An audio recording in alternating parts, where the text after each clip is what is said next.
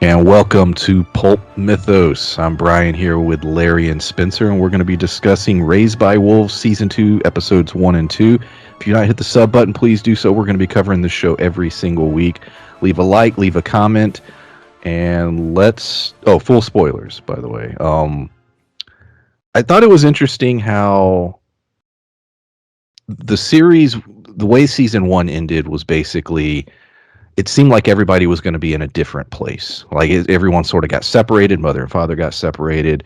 You know, we had the big snake god thing happen, birth. Um, but this show very quickly and efficiently, I might add, brought everything back to sort of where it was in season one, just with a few different players. So basically, mother and father are back with the kids. They have their little home. They're still trying to raise them. Mother has her thoughts about Campion as far as his future. Um, the only difference now is instead of the Mithraic sort of groups lingering, now we have the atheist crew there, which brings a lot more to talk about, which we'll get into. But what did you guys think as far as the setup of this season?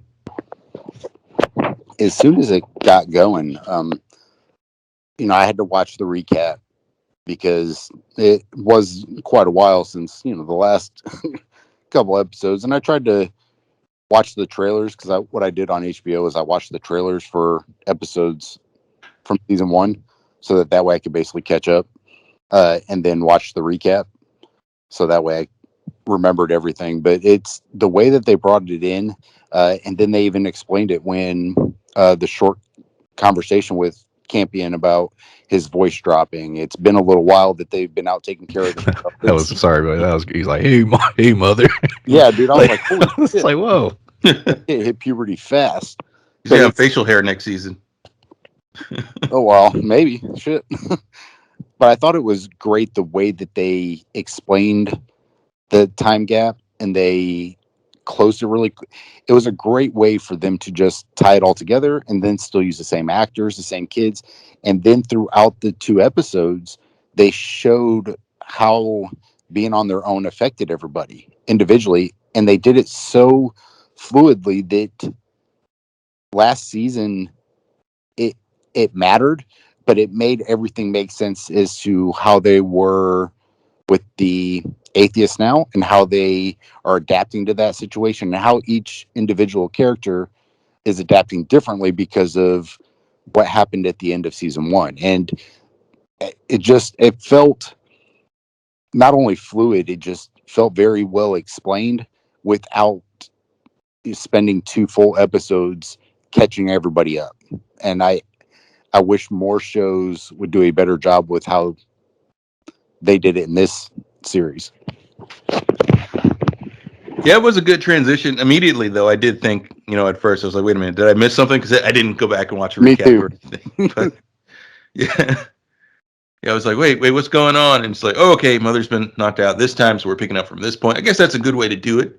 And if there's going to be a season three, they're going to need to do a transition like that again, or at least a time skip and an explanation of what happened between, because of what we just mentioned, the fact that these are kids and they're going to grow up real fast between seasons. So time skips will absolutely be necessary. uh like you said, it was interesting seeing how, because we didn't have a whole lot of information about the atheists, getting as much as we did, or at least what remains of the atheists that are, in this collective.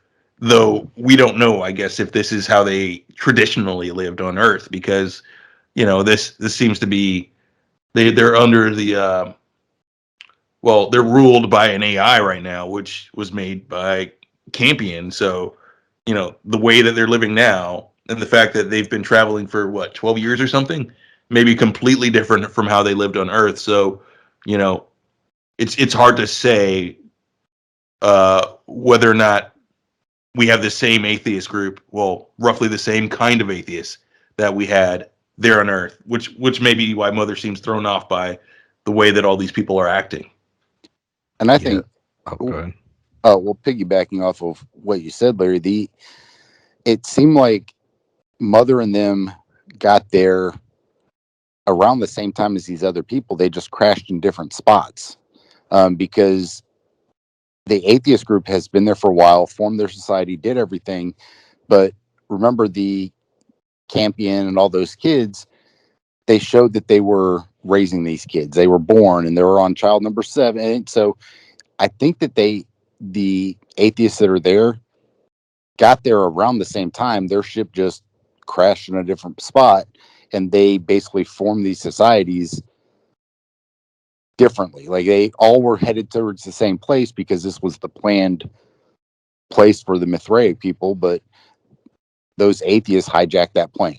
It's like the one lady plot. It's like the plot for Yeah. Beast Wars. Yeah. And if you think about it, I mean- it is. I mean, you really can't debate that. You know, The God you're not damn. wrong. hey, going off of what y'all just said, let's talk about the collective itself and how they operate, specifically the Trust, which is the AI. And like you said, Larry, was created by Campion Sturges, I guess their father of AI in their world, the genius inventor. And the Trust makes all the decisions, and they have their society is built around whatever the Trust says, and they're given their daily tasks every morning, which is guided by the Trust. It tells them, their role in their society. They have prisoners or prisoners/slaves that are Mithraics, who have these bomb vests that they wear. That's how they're controlled. Yeah, some wild shit. We have the as far as the Trust is concerned, one of the things that everybody keeps saying is, well, at some point the baton, they use the word, the baton will be passed. The baton will be passed. The idea that at some point the Trust will come to the conclusion that, okay, this is the person that's should lead man. And then we have some people, specifically one, who believes that that's BS and that the Trust will never give up control, and that it at its core hates mankind, which I think is an interesting thought. So as far as the politics, how their roles are, and how the Trust operates, what do you guys think as far as what they've set up so far? Yeah, that is the big question, isn't it? Whether or not they can actually trust the Trust. It's like, and that's one thing I'm wondering, because we got the flashback to Campion reprogramming Mother and his plans for her, but we have no flashback or allusions to the Trust. He didn't even mention the Trust to her. So my question is, was the Trust developed, afterward or before? And was the Trust maybe even a failed experiment of Campion's? Well, and I think too, the theory behind whether or not you could, put faith in the Trust, every movie that portrays AI as evil, it's because it's learning from itself and it's just constantly evolving, and humans cannot evolve fast enough and they can't keep up. So the Trust it doesn't feel evil, but it feels very advanced and mistrusting of people themselves. So it's giving them tasks to basically not try to find who's worthy, but to keep these people appeased and keep itself alive.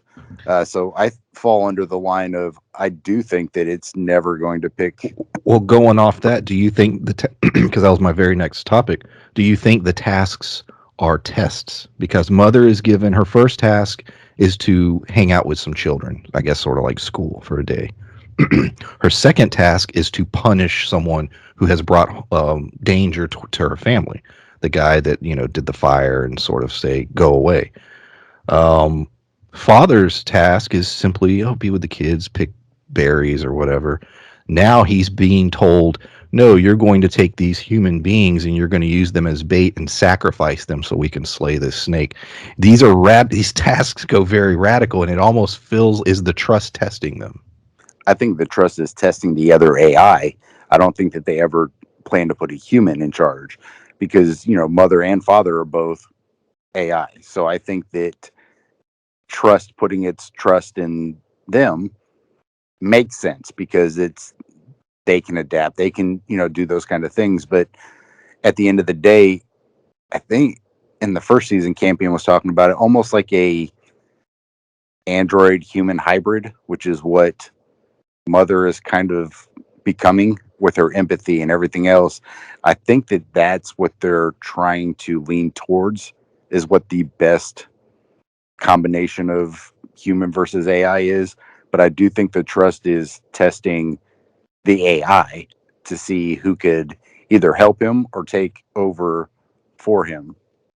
It's not a him. I mean, it's got a male voice, but it's definitely a thing. It's not a. Well, yeah, and I agree. I do think it's an assessment, but I think it's potentially, yeah, more of a like a threat assessment. Like, are they a threat to me? What is their programming exactly? And it's testing these extremes for this reason to see if, perhaps they'll turn against it or question it even. It's because Mother seems like, even though she's maintaining the smile and everything, because that's what she does, weary of the trust, and the trust, in my opinion, is also weary of her and doesn't know if what her actions may be like, because all they really sort of gleaned from each other is like, yeah, we were both programmed by Campion Surges for this particular reason. Like, I think they're both trying to assess whether the way that they're trying to preserve humanity or go about their tasks conflicts with each other. Yeah, they each have different conflicting views of how they should do that, because the trust, it seems like, is doing like you said, an assessment of the AI, but it doesn't trust humans, whereas Mother is leaning more towards, we should work together and create like almost like a super race between the two of us. Like, the feeling I get is that she feels like a hybrid is the best way to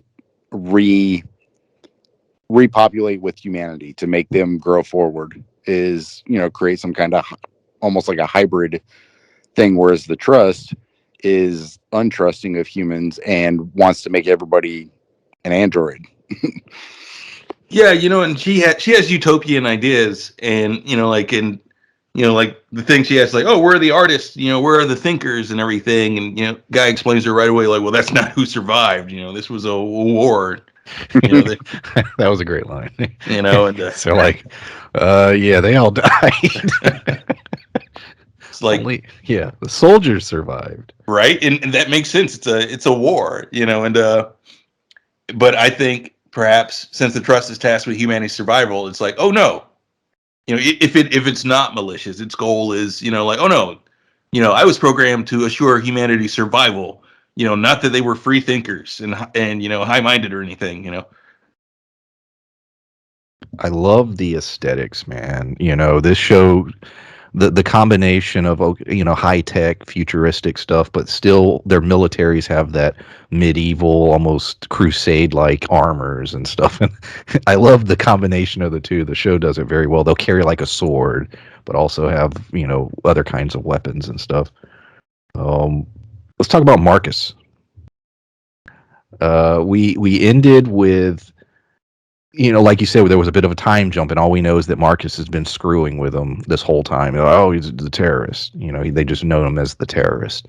And we get this crazy little quick sequence of him, hijacking a ship, killing some guys, hijacking a ship. He's going to crash it. He falls into an acid ocean. He uses some kind of laser hook shot to escape. Like, it's a cool little sequence, but basically he ends up finding this cave in which there's this old sun painted, so soul and all that. And then throughout the course of the 2 episodes, he recruits a Mithraic woman and a android who's basically her daughter, and then one of the soldier that Mother punished ends up coming into the fold. And so he's building his sheep are being attended to. He's got his little temple. We got the whole thing rolling. Where does the Marcus story go? And piggybacking on that real quick, we also know that Sue was investigating signals, because we know that there was a signal that had gotten into Mother, but clearly there's some kind of signal of some kind also getting into people, because Marcus and Paul and others have heard things have told them stuff. How is this working? What exactly is happening? How long have people been on this planet? What is this temple? What is soul? Is it some kind of computer itself, or some ancient alien, or we in Lovecraftian territory? A lot of different ideas, but What are your thoughts on the Marcus storyline?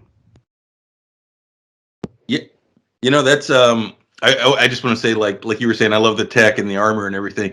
So much so that I'd be very excited if there were like a prequel series or anything, after this is all done. But yeah, Marcus, like you said, he's tending to his flock. He's trying to amass an army and everything. And I think potentially because of the way that the trust is going about things, he may have a sizable army by the time this is done. And that prophesized war and everything will happen. But as it is right now, it's such a small flock and everything, and just the shitty little things Marcus is doing.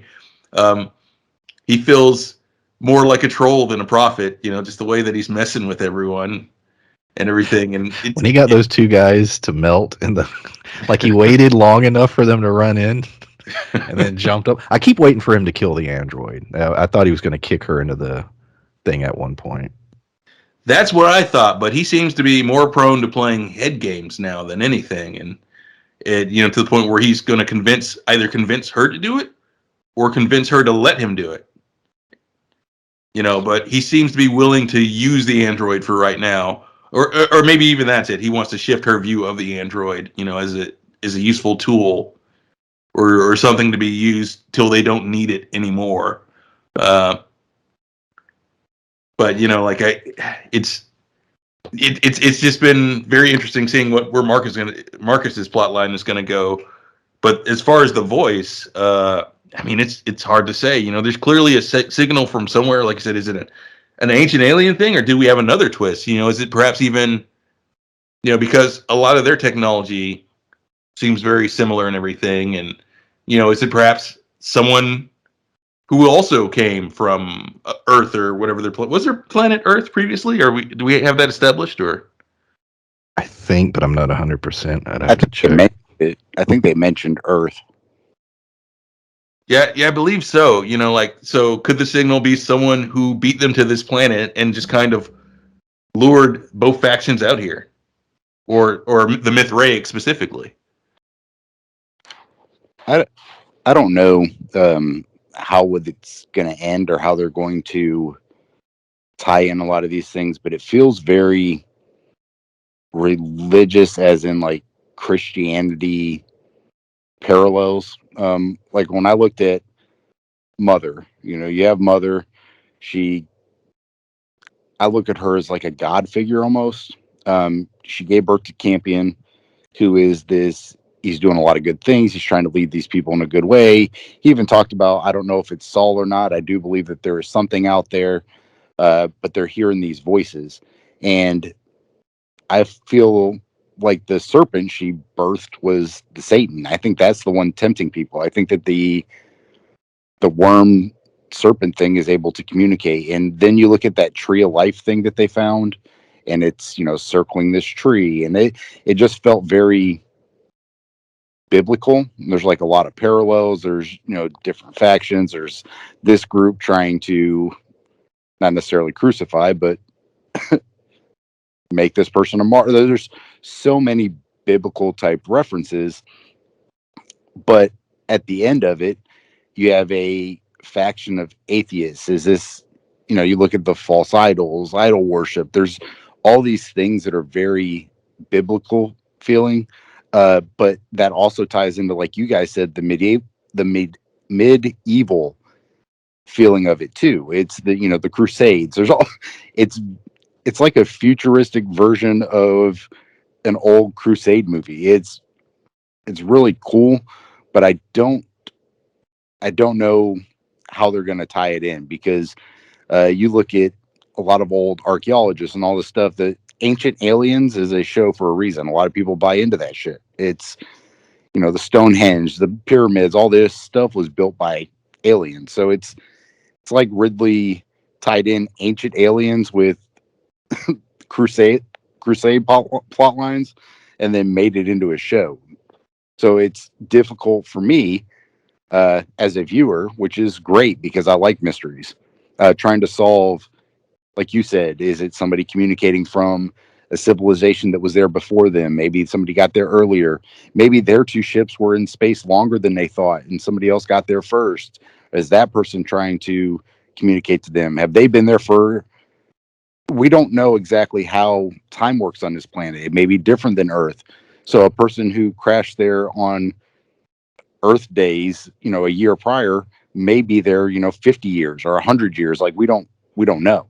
So it's very hard to tell what direction they're taking it, and that's part of the reason I enjoy it so much. Well, I will say this much too. About the serpent, I really don't know if the serpent is necessarily evil, because there's a lot of hints that it may not be. That if it does go that direction, it'll be due to being rejected by Mother and hunted and everything. The fact that it spared Campion, it had so much time to kill him if that's what it wanted to do. But what you just said, that's the biblical part, because all the stuff with Lucifer, he was pushed aside by by his father. Like that's what I'm talking about. Lucifer intently in, the Old Testament wasn't evil initially. He was, cast aside by God because of, trying to bring apart a, change. He was trying to, not a revolution, but he didn't. Oh, I see what you're saying. The whole idea of being cast out because he didn't like God's new creation. And yep. You think that's the difference between the serpent and the new kids and everything, that it's sort of a Lucifer being cast out for. Yeah. Okay. I see what you're saying. And, Bible, Satan is Lucifer essentially, but it's that's what I'm saying is like, that's why it doesn't feel like necessarily an allegory, but it feels like that's kind of what that's the assumption I'm making, is that it feels there's a lot of parallels between that. But on the same note, there's a lot of ancient alien kind of shit with. So that's what I'm saying is like Ridley's like, you know what? I really like this ancient alien show, but I really like all these movies I did about the Crusades. And I get what you're saying with that too, because it seems innocent. Like there's no perception of good or evil yet, but that's going to come later. Yeah. That fits with the whole angel thing. The line of between Campion and Paul, because Paul's still hardcore into the religion. Although to be fair, he literally was spoken to by whatever this thing is, and so I could see where he'd be like, yeah, there's some shit going on here. But I like Campion's take on it. He's like, look, I'm not saying soul ain't real. I'm just saying that shit I think might be evil. There's been a lot of horrible things going on, and it told you to shoot Sue. That's pretty effed up. So it's interesting that these are two guys who have both seeing things happen. They just have different takes on the meanings behind them. And then like you said, they find this artifact and they start remembering. We start getting more prophecies, and the snake sort of ties into the prophecy. Everybody's searching for the tree. Marcus mentions the same thing. Everybody mentions it. They're like, oh yeah, this is all tying together, making sense. And so we're still wondering who is the prophesized one. Is it Marcus? Is it Paul? Is it Campion? That's still somewhat of a question in the show. But as far as Campion and Paul, their story leads to obviously the snake. Campion coming into contact with the snake, but then the android. So the android from Marcus's crew gets wounded, and she finds Campion and Paul, and she basically needs help because she was wounded. So now we've combined the two camps, through these three characters. Where is that going to go? Well, yeah, I'm wondering if we're seeing, because I imagine it'll turn into a meeting between Paul and his father, and because where I see this going is obviously we're gonna. They seem to be putting us in a place where Paul and Campion are friends now, but like that friendship is going to be brutally destroyed. At some point the Band-Aid's going to get ripped off, and I'm wondering when that happens, are we going to wind up with two factions or three factions here potentially? Because Campion isn't. He says himself he's not an atheist, but you still have your atheist factions. And so will you have Paul versus Campion in the end, or are you going to have Paul versus Campion versus the Trust, representing three different schools of thought here, because I feel like Paul's going to take over, for his father. I feel like that man's not long for this world. He's his face is all messed up and everything, and and Paul will probably rule him to be a false prophet and everything, and explain who he is and everything to the rest of the group. And I imagine once he's assembled his army, at some point Paul will take over, and Campion will form his own thing. But then we still have the Trust and the other atheists and whatnot. So I see this splitting the group into threes. That's a great point about Campion. You're right. He is sort of separate. Like everybody is sort of rooted in the Mithraic ideology or the atheist, and Campion is sort of on the side where he's just like, I think you're both sort of wrong, and that is a good point. That he is sort of representative of somewhat of a third potential faction. Well, if politics in the United States have shown us anything, the third party never wins. So I'm curious. But So Campion will be killed off early on. Yeah, he's going to end up dividing. He's going to push enough people to basically steal the victory from one of the two, and then he'll end up dying and lose. Yeah, very early on, and no one will remember Paul Campion's name. No one will remember Ross's name. I mean, Campion's name. I forgot what I was going to say now. That popped in my head, and I thought it was funny. That's all right. Paul and Campion. Yeah. The android is potentially still a threat, the new one, because, like, well, here's my question. Like, I don't recall, and maybe one of you does. Were all the necromancer eyes destroyed, or is there a set somewhere out there? Believe they were, as far as I recall. I think they're all inside of Marcus's belly, aren't they? That's true. He was force fed those. Yeah. So as far as I know, they're gone. I mean, they as far as Mother knows, she makes the line where I can't protect you. I don't have the eyes anymore. But yeah, as far as I know, I mean, who knows? The Trust may have some up his ass. Well, there's the thing. There's that signal, and the Mithraic said that they learned how to make the necromancers, do their prophecies and like in the writings, and clearly it came from somewhere else. So was that signal transmitting to someone on Earth way back when? Like. What I'm saying is there someone on this world that knows how to make necromancy? So the tech that they developed on Earth actually came from this planet. Very, very, very possible, and that leads into what some of the other artifacts found. Father found what seems to be the remains of an android, but it seems old and a little different, and he's sort of trying to reconstruct it. What's that all about? I mean, these episodes were so dense.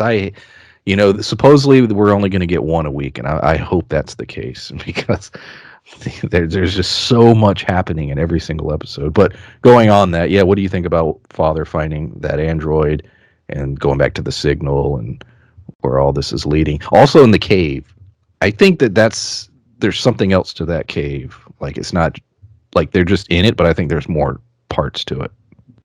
Well, I think they're going to end up finding and this is not when archaeologists dig in areas, or Brian, I think when you sent me a video of this guy going through a cave, and it was like the smallest.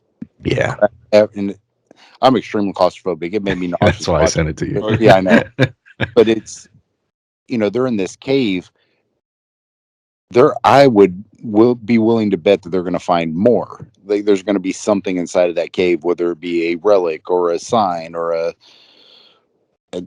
temple or more people or something, because it's, even in the world, I've seen a lot of different cave systems explored on YouTube, and I've been inside of them. They're these huge pockets of unexplored earth, and for them to be the first people in there for a very long time, I'm sure, considering that Father, like you said, found this super old android. So are they going to stumble across an old civilization that was abandoned at some point or died because they showed that that acid water creeped up? So who's to say that the acid water didn't wipe out all the people deeper in that cave because it got higher? Like I think that they're going to stumble across something, but the android being found, I think it's all pointing towards this is the second attempt at either coming from this planet, or maybe that's where the people from Earth came from, like was from this planet and they ended up on Earth. Like I got a chemistry question. I know, Larry, you're a big science guy. Okay, there's an ocean of acid, right? Mm-hmm. A whole fucking ocean. And this isn't just like, look, we have pools of acid near, volcanoes and stuff like that. But this isn't like that. This acid literally upon any contact immediately will just vaporize an item. Fine. I don't understand how you could stand near it. With the well, I would assume there would. Now this is just me nitpicking at the logic. I would assume that there would be fumes coming off of this. Also, we see it in multiple scenes where the wind's blowing and some of it's mist in the air. You showed me what that stuff could do. Point being, I don't think there's any way in hell that you could have any organic life near this ocean. That's just my question. Well, yeah, you would assume at the very least they'd have very messed up skin. Is there any properties of acid that I'm missing and that I'm wrong about? Well, just like you said, you get a fine mist, or you get like you said, and everything. It's you just I don't know. Like you said, acid does what you think it does. So yeah, well, I think according to depending on wind currents, remember the other side of the planet. This is the tropical zone, so it's just hot and stuff. But remember where Campion and all them was very like barren wastelandish, radioactive, like radiation and all kind of shit. So that could have been from the acid rain, depending on jet streams and wind current. All the clouds and stuff that build up over this acid ocean end up on the Campion side of the planet and was wiping everything out. I'm just saying, it looks cool, and there was a lot of great scenes, but why would you build next they to need to explain this. Yeah, they need to explain the science a little bit on this because I'm because I'm a little confused. Water. Yeah, I was just they're like right out, smelling the fresh air and just looking out. I'm like, wouldn't that air not be fresh and wouldn't it hurt to breathe? Well, yeah, because like I said, this shit's always splashing and crashing on the rocks. It's not like it's a still body of water or anything, and they build right next to it. You saw when that metal thing fell in with all those people in it. That shit melted so quickly. Those two guys in the cave, I was like, holy shit. Right? I used to make hydrochloric acid. Like, I used to mix it. I did a temp job at some place where they did construction equipment, and that's the only way to get concrete off of, like, bobcats and backhoes and stuff is by mixing hydrochloric acid. And they make you wear, like, a respirator and all kinds of shit. Exactly. I would say back when Spencer was doing his quote-unquote construction work. I was cleaning construction work. I wasn't actually doing any construction work. The cleaner. Because I know there are volcanoes that have, pools of it's toxic, and it's like acid. But you got to be careful around it because the air is very dangerous. Yeah. It can kill you. So I just thought it was weird there wasn't a line where there's like, we got to keep an eye on, the ocean, I don't know. It's just one thing that if I had to complain, that was my complaint for for the show. I thought it was weird too. I just thought Ridley Scott was like, hey, I think it's cool. I want it them looks to live cool. next to And I can live with that. I can live with that.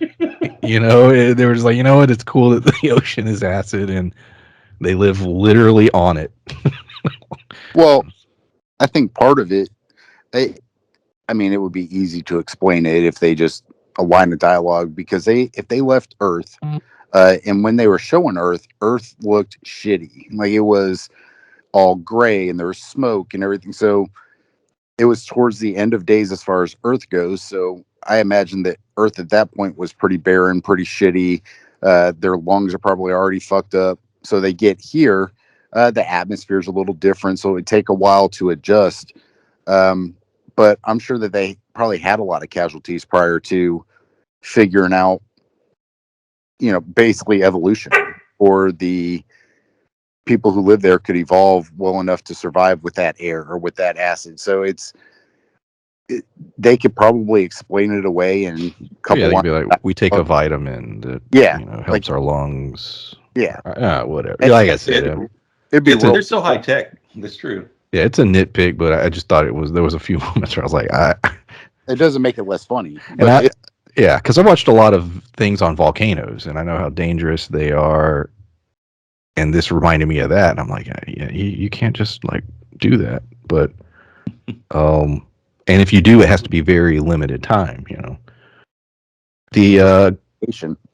Y'all brought up the snake. The snake is, in fact, you're right. It's essentially Campion's sibling, and so, do you think the snake will stay a snake, or will it transform into a humanoid form at some point? That was another thing I was wondering. Like, how long are they going to have the snake just hanging around?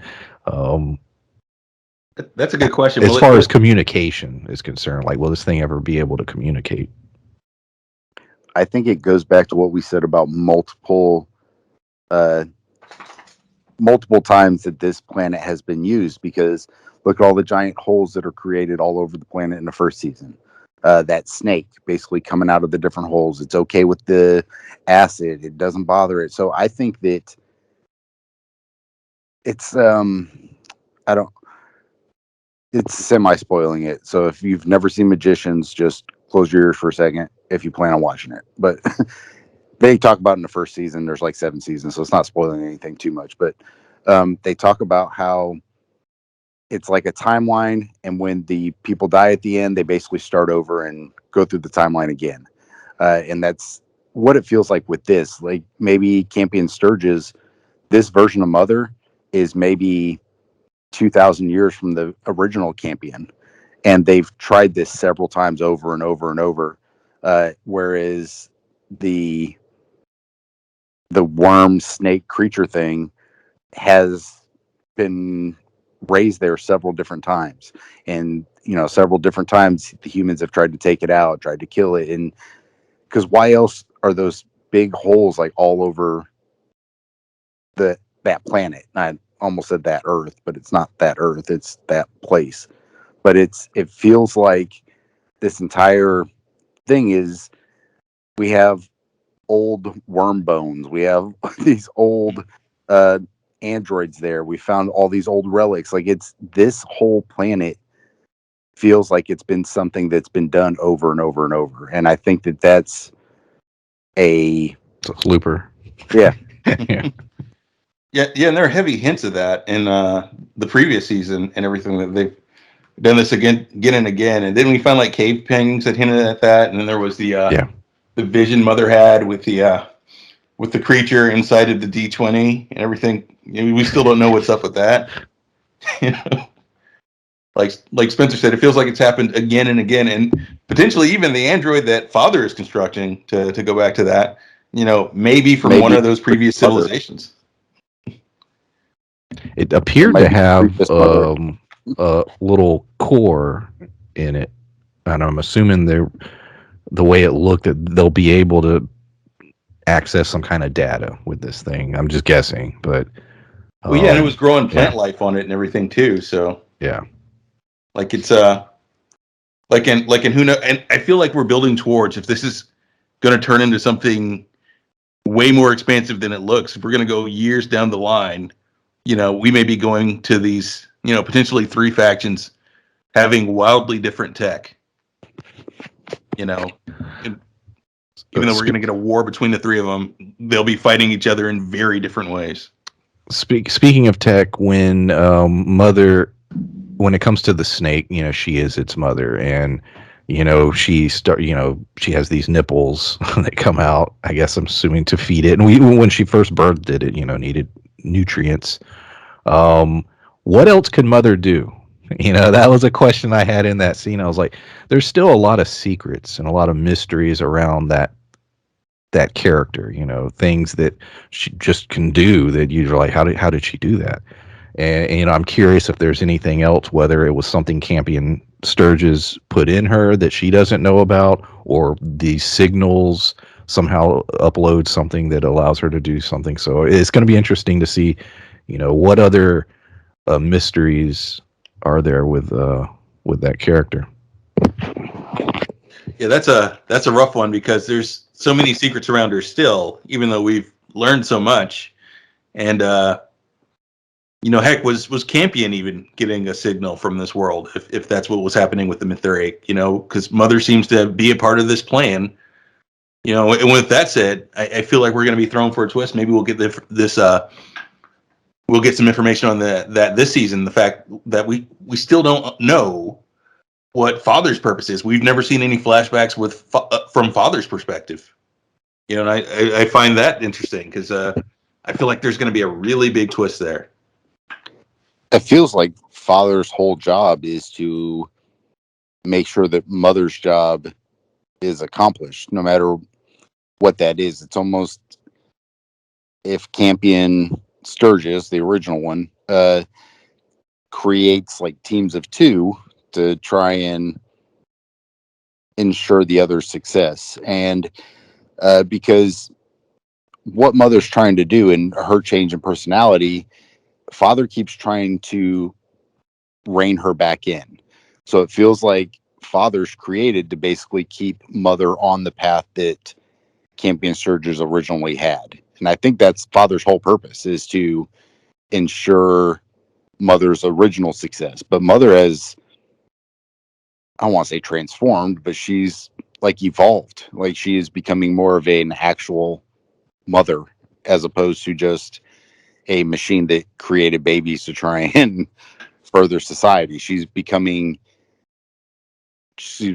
having motherly characteristics. She's trying to take care of these people. She's trying to take care of not only her kids, but all these people that are in this camp. Like she is trying to do all these things as a, the motherly instincts kick in, and she is doing that. But father's doesn't have like fatherly instincts. He's not those cat-like reflexes catching a kid falling on their head kind of thing. It's is legitimately just trying to keep mother on her path. And I think that that's father's goal. But I think father, when he rebuilds whatever this android is going to find out, because I think that's another mother.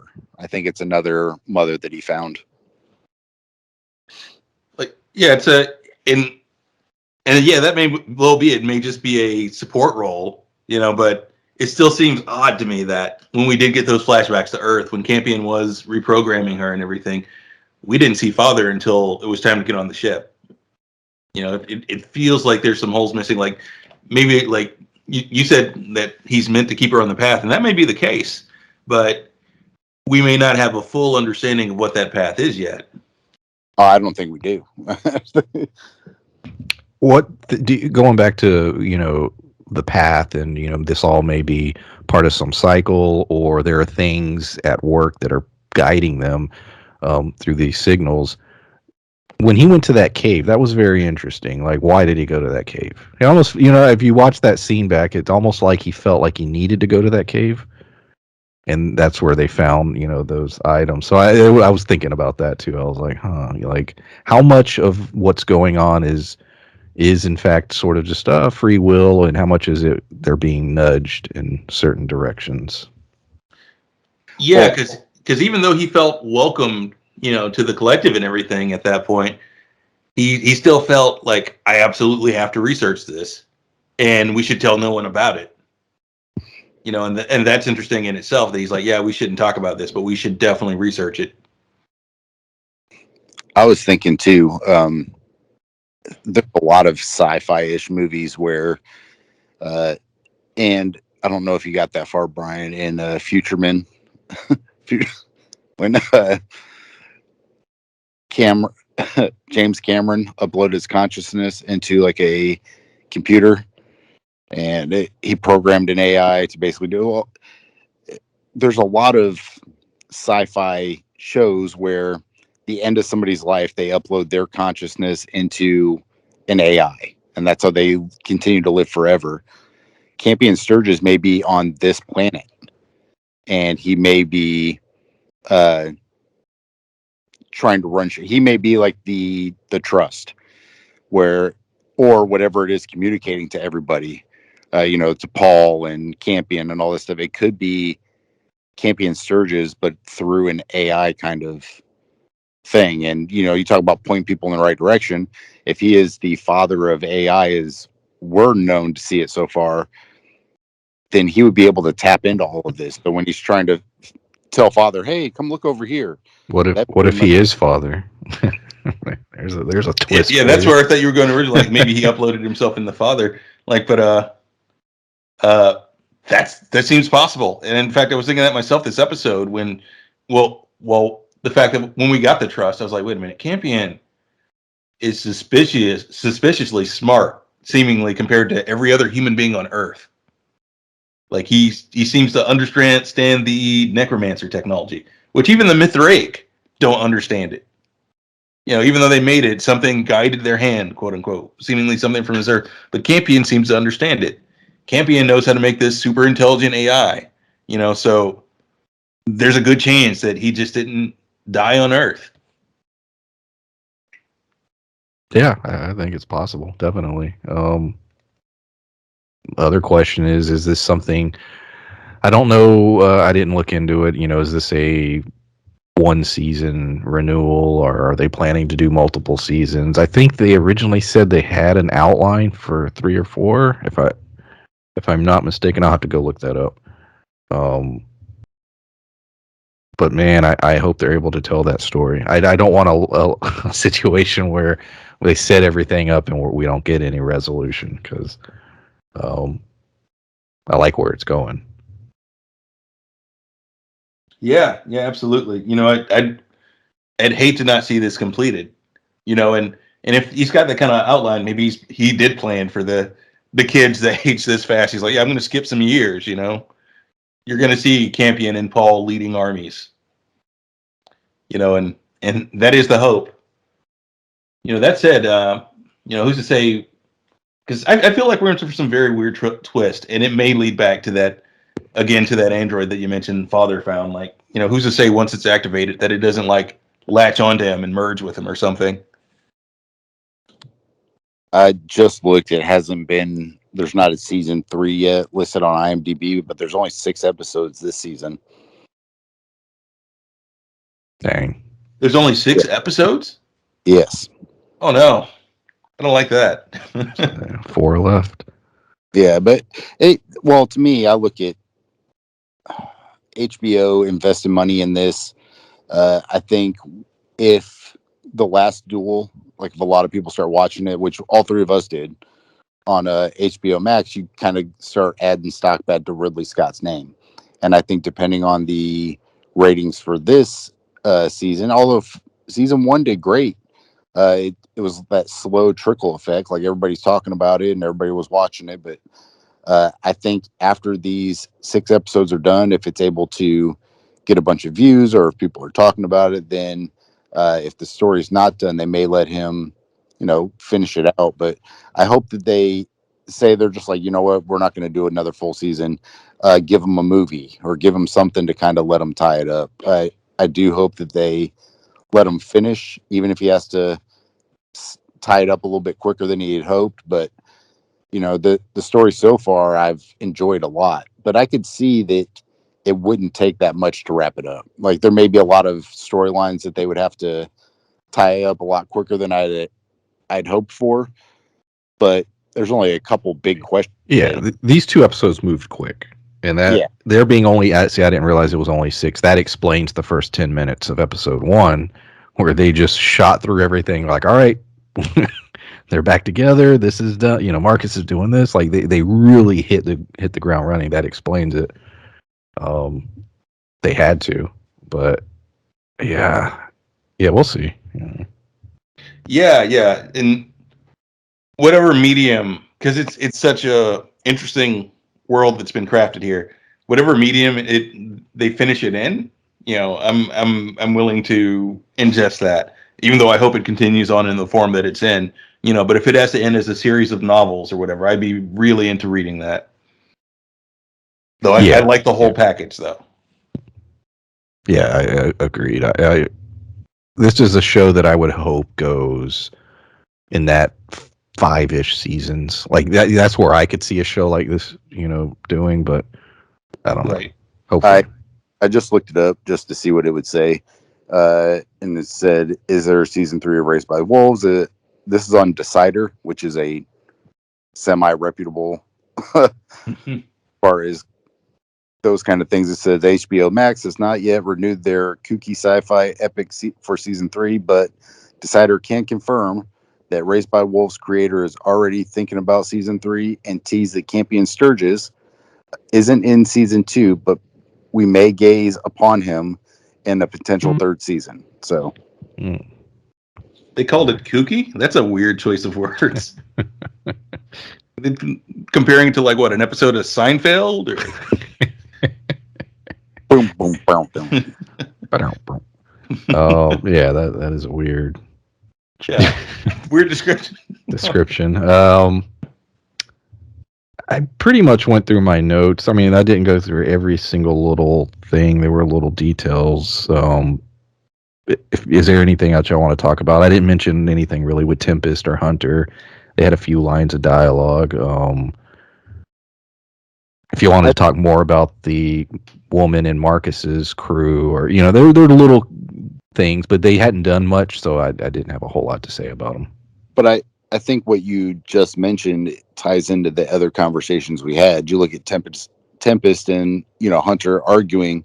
We're already talking about there being separate factions that are going to end up possibly going to war, and I think that this is just setting that up. I think a lot of those kind of things are just leading towards. What about the guy? We should talk about this. The you just reminded me. When you said war, the guy that's in charge, basically, the guy that's right under the trust. Yeah. I did not get his name, but he's an interesting character because it's almost as if he's in charge, but he's not.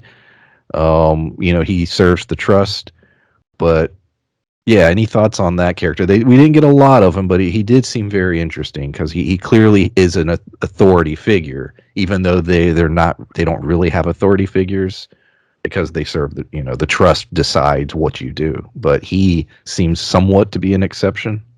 I think he's an android. Ooh. That'd be interesting.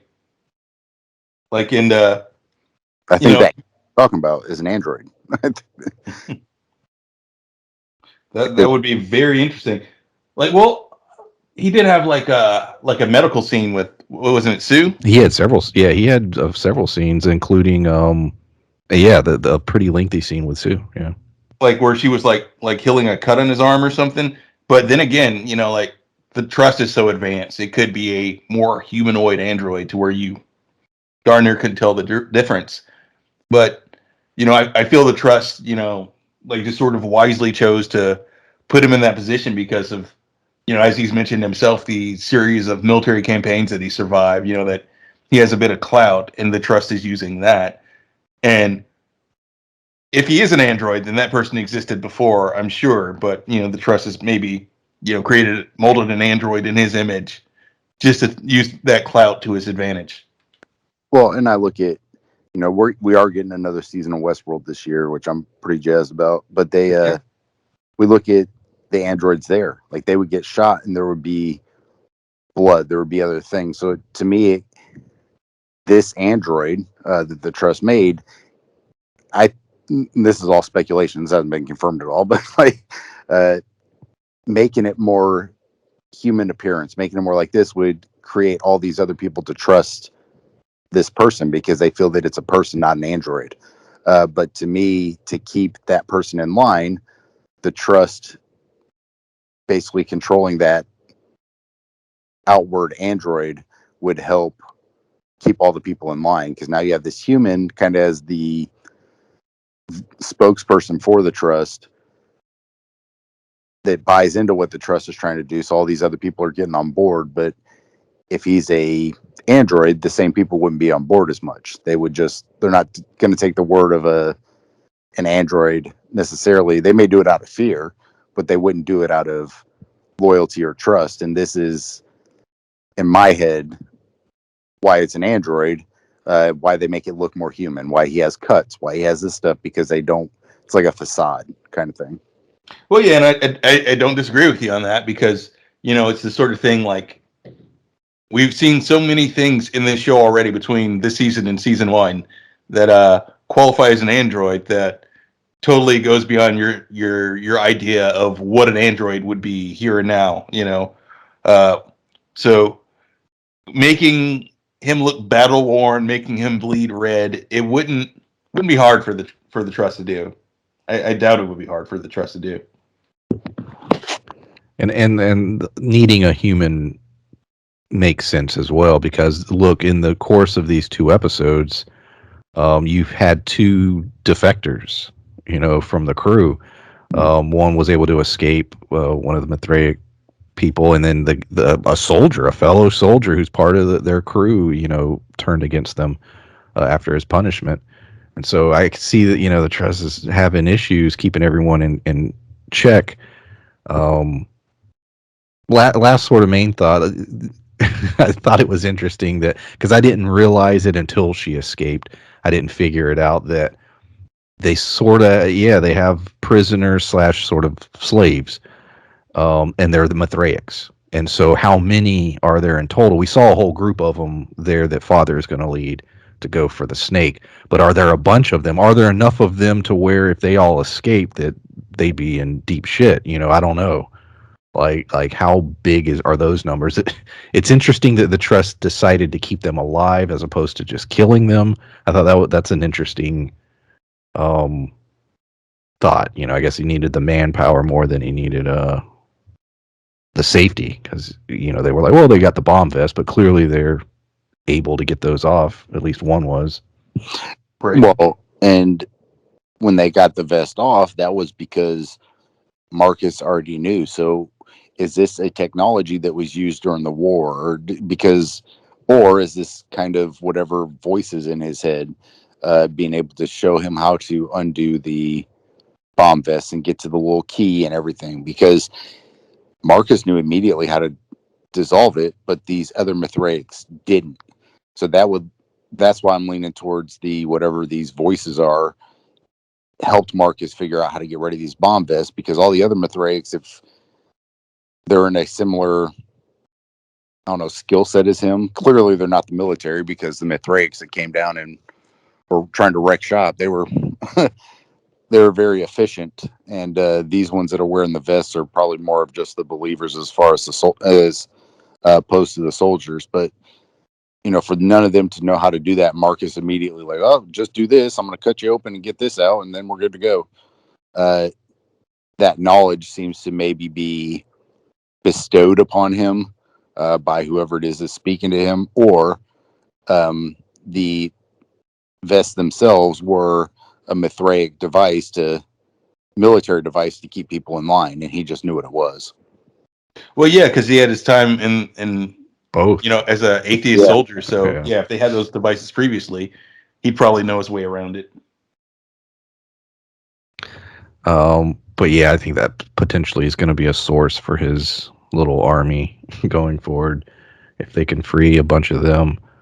But yeah, that's I think that's all my notes. Make sure I didn't miss anything big. I like the headpiece that Mother wore for being the Punisher, and that the Trust thought it instilled fear, and that's why it was chosen. Well, it seemed to glow, so I wonder if there's something to that. Yeah, Did anybody else see that? Didn't it seem like it was glowing on the inside a little bit? Yeah, it did. I didn't know what it was made of, so I just figured it was the lights coming through like the small eye holes, and it was like glowing. It's the way. It's how the Trust can experience the assault on a human being. Oh, that would be messed up. Yeah, it was just the Trust's mean of learning this. See and feel. Like, yeah. Speaking of that type of brutality, I think that I feel like because he's such a zealot, if my theory is right and Paul's going to take over for his father, he's going to be so much worse because he's a full-on zealot. He's a believer, in the Mithraic teachings to a T, and I can't see him taking any prisoners. Yeah. Yeah, Paul's hardcore with his his beliefs. Last little point, I did write a little note. Campion getting the egg. How stupid! You don't know what that shit's gonna be. You know what I mean? Like, I looked at that egg and I was like, man, why would you bring that egg? You don't know what that's gonna turn into. You have no idea. And they make the line that Campion, his obsession with animals, which I think also is going to play a role as the series progresses. But yeah, the fact that he He just took this random egg. He's like, I'm just gonna let it be born and take care of it, whatever the hell it is. It's like, yeah, that could be some kind of weird creature that crawls in your skull, or Right? Yeah, Actually, what you just said is what I was hoping would happen. Is like he would eat the egg, and then like whatever was in it would be inside of him. Then he would become like the new mother, and he'd be giving birth to snakes through his belly button, whatever. there you go. But yeah, that's it. I don't have anything else. Y'all got anything else regarding these 2 episodes? Not that I remember right now. I'm sure I'll think of something as soon as we're done talking. But yeah, Yeah, that's You can put it in the comments. that's what I normally do. And speaking of comments, definitely put a comment. We try to address any questions. This is a show that definitely has a lot of discussion, so we enjoy reading your comments. Anything else, Larry? no, that's all for me. All right. I think we said it all. Appreciate everyone listening. Like I said, we'll be doing this every week until it's over. Check out some of the other content on the channel. 1883, Big Sky is coming back up. Snowfall is coming back up. Righteous Gemstones. So appreciate everyone listening, and we'll see y'all next time. Bye.